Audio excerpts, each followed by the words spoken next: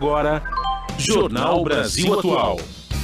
São 8h03 e nós vamos conversar com o diretor do SINSP, o Sindicato dos Trabalhadores do Seguro Social e Previdência Social no Estado de São Paulo, Antônio Carlos Lima. Bom dia, Antônio Carlos. Bom dia, é um prazer aqui estar falando no Jornal Brasil Atual e estou à disposição para poder colaborar. Prazer é nosso.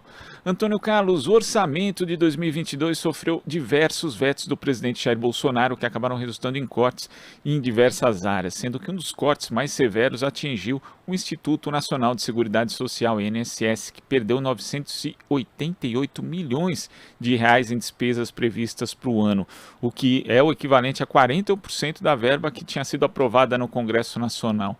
Como esses cortes podem afetar o atendimento e o próprio funcionamento do INSS?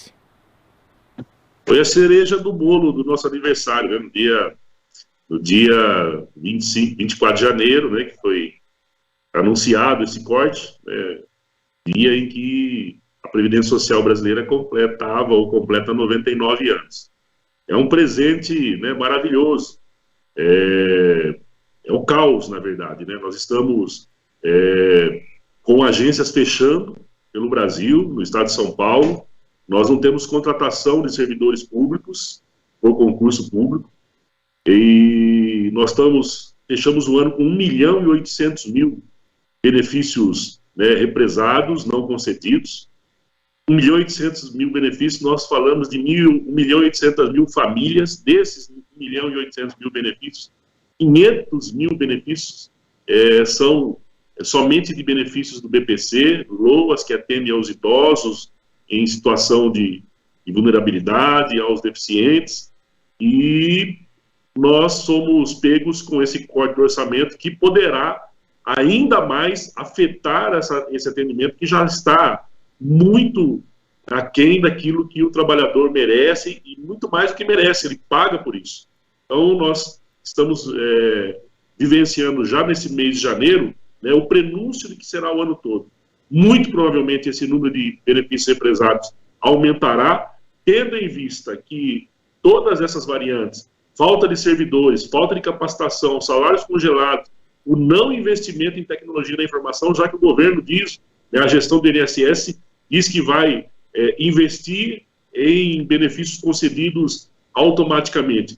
Não tem como fazer milagre se você não tiver investimento na área da tecnologia para atender, né, esse quesito que o governo diz que vai fazer, de investir em melhoria da qualidade da tecnologia da informação, sofrendo um corte de R$1 bilhão aproximadamente. E essa falta de investimento em tecnologia ainda fica mais pronunciada num período de pandemia em que boa parte do atendimento presencial deixou de ser feito e passou a ser feito de forma online também, Antônio Carlos? Exatamente. No período da pandemia, né, o governo, na verdade, praticamente jogou todos os serviços do INSS, praticamente todos, não, exceto aqueles que não é possível, para o atendimento remoto, isso já desde maio de 2019. Já havia uma implementação que estava sendo gradual, mas a partir de maio de 2019, né, praticamente todos os serviços foram jogados para o atendimento remoto. Nós não somos, logicamente, contra, né, a informatização, o atendimento remoto, mas nós somos favoráveis, né, ao atendimento remoto para quem tem condição de ser atendido remotamente. Nós sabemos que uma grande parcela da população não tem condição de fazer esse atendimento, ou porque não tem acesso à internet, ou porque não tem um computador, ou porque não tem a familiaridade com o computador, e eles acabam, né, ou não acessando o seu direito, e aí esse 1.800.000 benefícios represados, desses 1.800.000 benefícios represados, são benefícios que foram requeridos, mas nós sabemos que tem muitos benefícios que sequer foram requeridos porque a pessoa não teve condição de acessar o seu direito. E aqueles que têm condições acabam por procurar intermediários, né, escritórios, para poder pagar, para exercer aquilo que já lhe é direito. Mesmo assim, né, na pandemia, nós conseguimos dar esse atendimento de forma remota, fez com que o caos não fosse total, conseguimos atender, né, boa parte da demanda, mas não foi possível, né? Nós terminamos o ano de 2021, dados do próprio governo, com mais de 1.800.000 benefícios represados, e logicamente nós já estamos chegando no final de janeiro, esse número deve ter aumentado muito mais. E continuamos na pandemia, né? Nós ainda não tivemos nenhuma medida restritiva, nós temos informações que tem muitos trabalhadores do INSS adoecendo, muitos trabalhadores que procuram as agências do INSS, porque as perícias médicas continuam sendo feitas presencialmente, assim como as avaliações sociais dos benefícios de prestação continuada, e com o corte do orçamento, até a própria limpeza das agências vai ser prejudicada, porque tenho certeza, como já aconteceu no ano passado, como aconteceu no ano 2020, nós tivemos que fazer corte nos contratos, né? O INSS teve que fazer corte nos contratos, justamente pelos cortes do orçamento. Então, nós tivemos contratos de limpeza, contratos de vigilância sendo interrompidos e não o atendimento. E até nisso é prejudicado tanto os trabalhadores que trabalham, os servidores do INSS, como os trabalhadores, né, segurados do INSS que procuram as agências para esse tipo de serviço que ainda continuam sendo feitos de maneira presencial. E nesse aspecto é muito grave, né? Porque coloca em risco a saúde não apenas dos funcionários, mas também dos usuários que vão às agências do INSS, muitos deles com a saúde fragilizada justamente por isso estão indo ali. Agora, quais são os outros problemas que os funcionários têm enfrentado no dia a dia, sendo que a estrutura do INSS tem sido estrangulada do ponto de vista econômico, Antônio Carlos? Olha, a última vez que nós tivemos uma compra de equipamentos, para você ter uma ideia, de computadores, foi no ano de 2015. Né? Nós ainda usamos o Windows 7, né, que é lá de 2010. E aí, com essa medida do governo de atender de forma remota, foi possível implantar na casa o trabalho, né, home office. Eu, por exemplo, trabalho em home office, mas para que eu possa trabalhar em home office, né, a internet sou eu que pago, o equipamento é meu, se houver uma pane no meu equipamento, eu tenho que pagar. Além do que, essa demanda não diminui, porque com as pessoas sendo adoecidas, aquelas que têm qualidade de segurado, tanto os trabalhadores empregados quanto os trabalhadores autônomos contribuem com a Previdência Social, eles acabam fazendo mais requerimentos, né, e aumenta a nossa demanda, muito. A demanda aumentou demais, principalmente nos últimos 2 anos, 2020 e 2021. Aumentou-se muito também a concessão de pensões por morte, porque houve, né, nós estamos agora em janeiro de 2021 com o anúncio de mais de 626 mil mortes, né, confirmadas no país.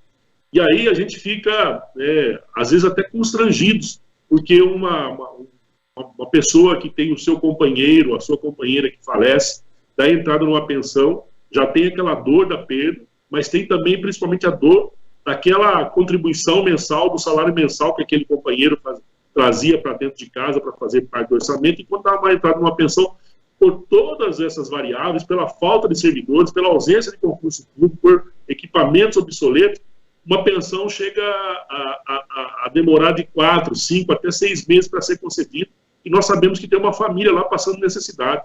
Nós sabemos também que tem trabalhadores que se afastam, e nós temos regiões aqui no estado de São Paulo que demoram-se até 3 meses para fazer uma perícia médica, para ver se a perícia médica vai reconhecer a incapacidade para o trabalho, para daí ele começar a receber.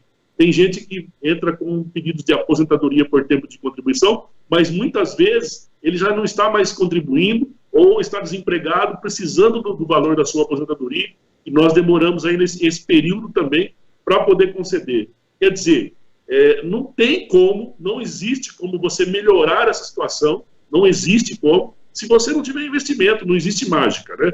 E o trabalhador, ele tem direito, ele pagou por isso, ele merece ser bem atendido, ele tem que ter o seu reconhecimento de direito feito de maneira bastante ágil, para que ele não sofra ainda mais prejuízos na sua vida. E também falando a respeito disso, da prestação do serviço público, nós temos aí ainda tramitando no Congresso Nacional a PEC 32, da chamada reforma administrativa. Isso ameaça ainda mais o serviço público brasileiro, caso as medidas que estão previstas ali sejam implementadas, Antônio Carlos? O governo vem com infelizmente, essa narrativa, que fizeram parte até de outros governos, de que tem que enxugar a máquina, que os servidores públicos têm privilégios. Na verdade, né, a garantia da estabilidade do servidor público, ela é mais uma garantia para o trabalhador que usufrui do serviço público. Você imagina, por exemplo, se nós não tivéssemos os trabalhadores públicos, os servidores públicos, durante essa pandemia, atendendo, por exemplo, nos postos de saúde, atendendo, fazendo essa vacinação em massa, se não tivesse os servidores do INSS atendendo, né, aqueles que ainda estão no INSS, porque, né, a debandada foi muito grande a partir de 2017, com a reforma da Previdência. Nós tínhamos 38 mil trabalhadores em 2016, hoje nós contamos com 19 mil trabalhadores e a demanda cresceu. E o governo vem com essa história para poder, né, conquistar a opinião pública, que nós temos privilégio, mas, na verdade, o que está por trás disso, qual que é o pano de fundo disso, é a privatização dos serviços públicos, a precarização dos serviços públicos, e o trabalhador, e principalmente aqueles que são os mais humildes, os menos favorecidos, aqueles que dependem do serviço público, eles cada vez mais tendo menos direitos, menos acesso, principalmente na área da saúde, principalmente na área da educação. O que o governo quer com a reforma administrativa, já está congelado o salário até 2032, né, pela reforma trabalhista, pelo corte de gastos, pelo limite do teto de gastos da União, e sem contratação de servidores públicos, e agora eles querem demitir. É isso que eles querem fazer, demitir trabalhadores, né, na PEC 32, que esse é um ponto mais importante,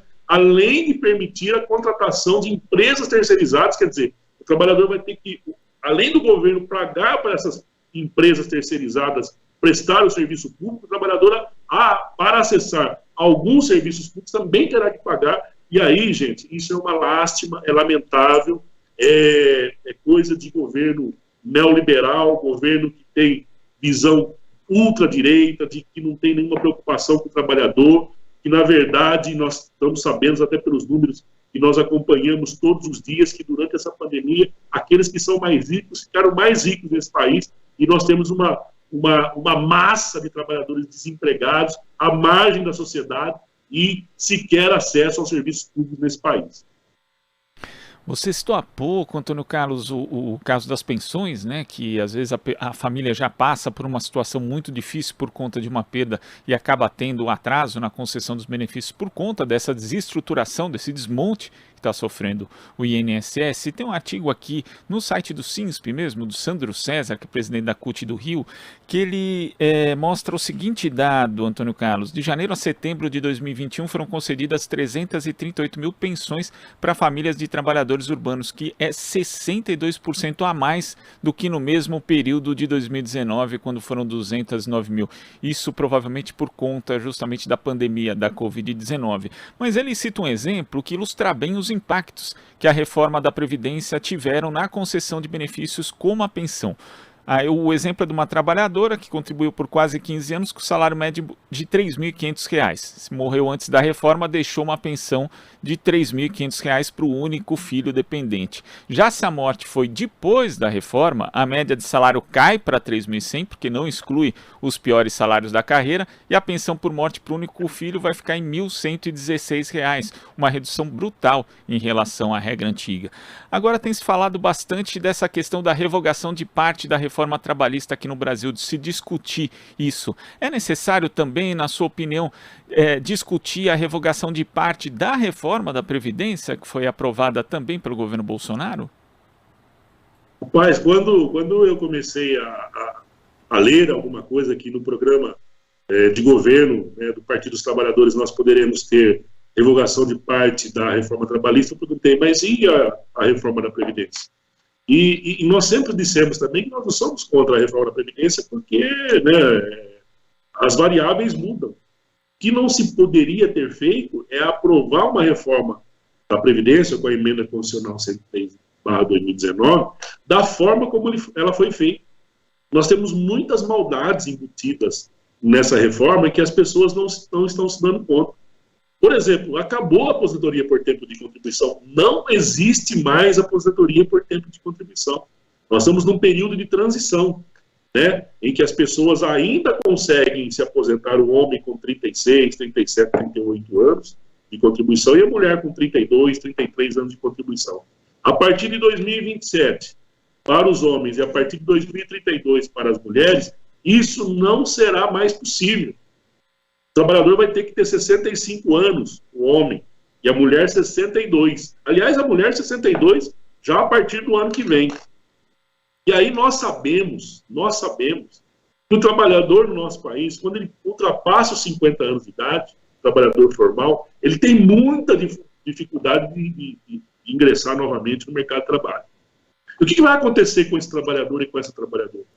Daqui a alguns anos, poucos anos, como eu já citei, o trabalhador vai ter os seus 15 anos mínimos de contribuição, ou 20, né, porque a emenda condicional, para quem se inscreve depois, é 20 anos o mínimo, e a mulher 15 antes e 20 depois também, só que não vai ter a idade.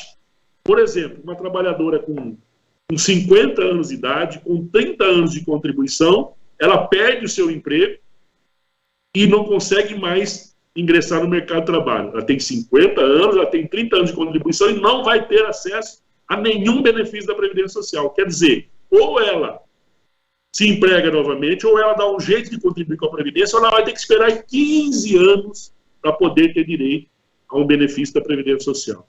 Da pensão, né, que você disse, do meu amigo, companheiro Sandro César, a maldade foi que houve mudança na fórmula de cálculo, não só na questão de não se desconsiderar os menores salários, mas porque, a partir da emenda, o valor da pensão é igual a 50% da média do segurado instituidor, do segurado que faleceu. Você soma todos os salários dele até a data da morte, faz a média, e em cima disso apenas 50%, mais 10% dependente, sendo que até a emenda era de 100% da média. Então, uma trabalhadora como essa, que tinha apenas um filho de 16 anos, era casado, o seu companheiro faleceu, ela vai ter uma média de 70% apenas daquilo que seria a média integral do salário de contribuição da pessoa que faleceu. E quando essa criança de 16 anos falecer, vai cair mais 10%, porque até os 21 anos apenas. Então, em outras situações também que foram colocadas, é que se trata trabalhadores, por exemplo, de uma região do Nordeste ou do Norte do país, igual ao trabalhador da região Sudeste. As mesmas condições são colocadas, mas se trata de trabalhadores que são expostos a agentes nocivos, em trabalhos penosos, né, como, por exemplo, os trabalhadores da indústria metalúrgica pesada, igual um trabalhador que trabalha na área da administração. É o mesmo tempo de contribuição, e nós sabemos que o trabalhador que trabalha na produção, ele precisa, né, de uma saúde física em dia para poder produzir. Logicamente que esse trabalhador teria que ter um tempo de contribuição menor, mas ele é tratado, por exemplo, como eu, que sou servidor público, né, que trabalho, um trabalho intelectual, mas o meu trabalho não é exposto a agente nocivo. Eu não preciso usar da força física para poder desenvolver o meu trabalho. E todo mundo é tratado de maneira igual. E não era preciso fazer essa reforma no afogadilho como ela foi feita. Na verdade, nós sabemos que ela foi feita. Né? Ela foi feita para atender os interesses econômicos, para atender o interesse dos grandes bancos, para que os grandes bancos possam vender os seus planos de previdência. É necessário que não haja uma previdência pública funcionando no nosso país. É isso que é claro. Infelizmente, é isso que está acontecendo, e a população, principalmente a mais vulnerável, é que tem sofrido drasticamente todos os efeitos da reforma trabalhista e também da reforma da Previdência. Antônio Carlos, queria agradecer a sua participação aqui no Jornal Brasil Atual. Até uma próxima oportunidade. Eu que agradeço, estamos aqui à disposição, e bom trabalho e boa jornada, e vamos revogar essa reforma que é o único caminho. Conversamos aqui com o diretor do SINSP, o Sindicato dos Trabalhadores do Seguro Social e Previdência Social no Estado de São Paulo, Antônio Carlos Lima. Você está ouvindo Jornal Brasil Atual.